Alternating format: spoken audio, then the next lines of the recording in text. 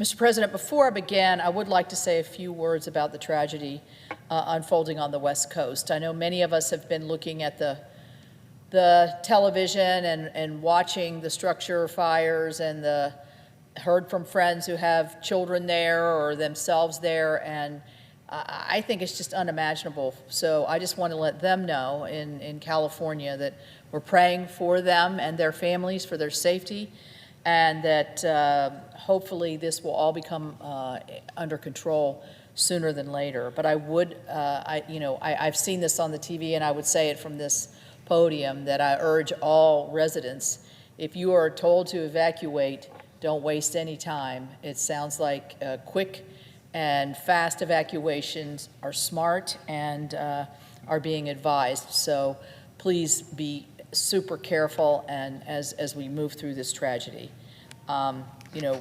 Americans are resilient people, but the Californians and the Los Angeles are being asked for a lot right now, so it's really tough. So today I'm going to speak about an issue that weighs heavily on the American worker and taxpayer, and this is the waste, fraud, and abuse rampant in our federal government. When I say heavy, I mean really heavy, because billions of hard-earned taxpayer dollars are at stake here. Under President Biden, wasteful government spending has just spiraled out of control, harming our hardworking Americans and their livelihood. Each misspent dollar represents a missed opportunity for our neighbors, our communities, our families. But that's going to end with this incoming administration and I think the control of the House and the Senate. In the 119th Congress, federal spending comes with a promissory note of accountability to the American people. No more spendthrift bureaucrats getting out of line, no more blank checks or wild excesses. The American people have had enough, and rightfully so. They're ready for the government to work for them. Republicans are proud to have the Department of Government Efficiency, better known as DOGE. I remember I probably heard DOGE, about a month ago? I'm wondering, what is this? I know that Elon and Vivek are both very busy men, so I want to thank them especially for conceiving this idea and dedicating their time, energy, and gathering other folks' help to eliminating government waste. Like a 1-2 punch, Congress and the DOGE Commission will identify and address the most flagrant abuses of the federal bureaucracy. DOGE will provide the ideas from these two men, and Congress will bring the constitutional oversight and legislative authority.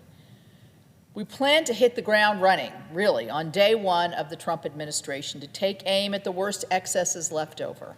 And when it comes to wasteful government spending in the jurisdiction of my committee, which is the Environment and Public Works Committee, which I'm very thrilled to, as of yesterday's meeting, to become the new chairman there, look no further than the groundwork that we laid last year through the investigations of my committee. We worked on looking at the spending in the massive, bloated, ill-conceived Inflation Reduction Act, which has the IRA, so-called IRA, which was a bill passed with only Democrat votes, authorized billions of dollars in new handouts from EPA to the Democrat-aligned groups.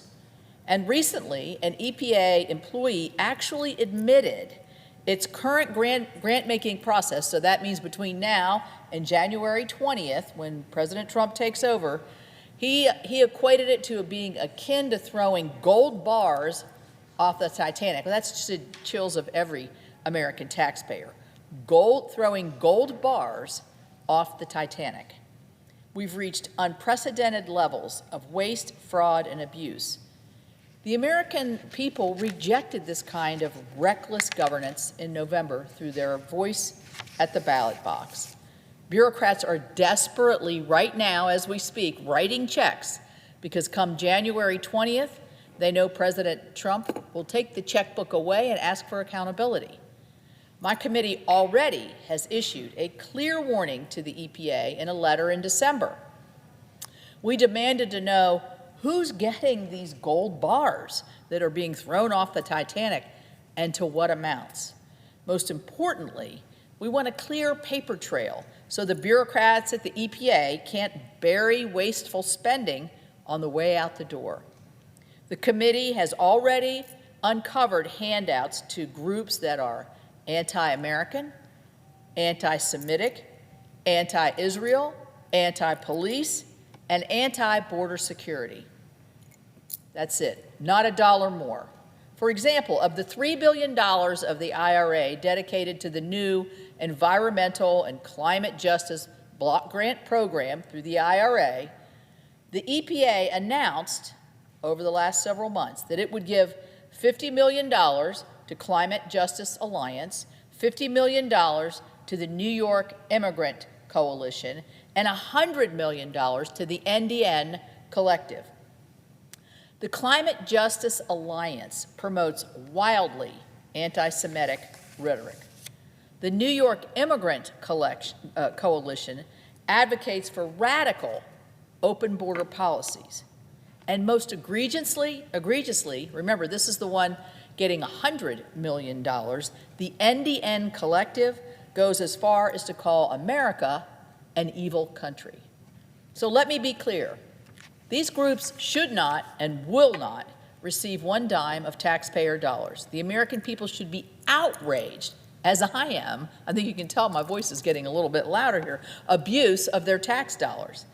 These funds were meant to benefit them, not to prop up radical political groups or line the pockets of bureaucrats with questionable priorities. Taxpayer dollars should never go to organizations that hate America or our values. It's pretty simple when you put it like that.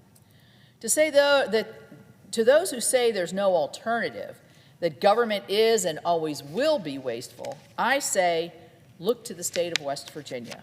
My home state has consistently generates large budget surpluses, demonstrating that we can protect our values and our interests without recklessly spending the taxpayers' hard-earned dollar. I think it's time to bring some good old West Virginia thrift to the bureaucracy in Washington, D.C. Many of our states are operating under the same parameters. So with the President, the House, the Senate, the DOGE Commission are all on the same page working together. We're poised to do just that. If we are to spend taxpayers' dollars, I do not believe there is an Article I role for limited government spending. It must be in the furtherance and of the benefit of our nation. The American taxpayer deserve a government that respects their hard-earned dollars. The relationship between the government and its citizen has been frayed by years of neglect, waste, and distrust. Mending this relationship will not happen overnight. It is a long process. It's a process Republicans are prepared to take, to embrace, and undertake.